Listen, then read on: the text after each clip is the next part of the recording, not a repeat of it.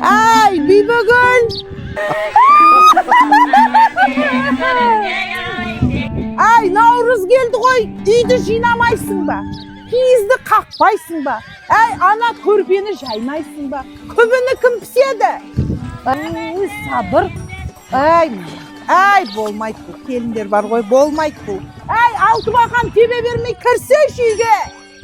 Біз қашан бөлек кезеге шығамыз? Мына киіздің түрлерген уже шаршап кеттім мен уже ше. Ой, шығамыз.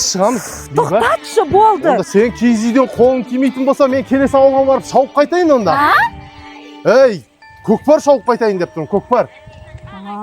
Сөйтіп айтшы, тоқтатшы мынаны қазір. Мені жеп қояды. Тоқтамай жатыр ғой енді. Мынау не мынау? Қыздың жиған жүгіндей қып жинамайсыңдар ма? Жина мынаның бәрін. Не білем мынау? Ой, құдай-ай.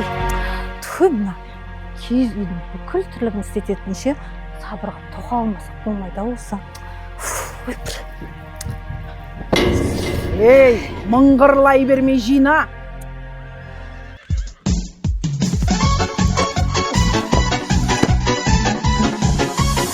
Аралап бұралай жердің дәмін татса.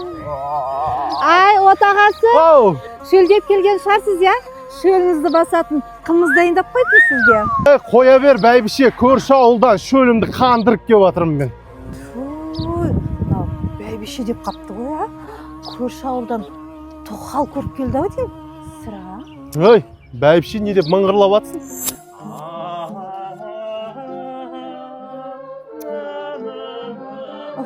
Құдай-ай, мына тоқалдарға ше, ішім кеп бара жатыр ғой. Сәл шыдасам болды, екеуін ертең бүкіл киіз үйді жинатам ғой.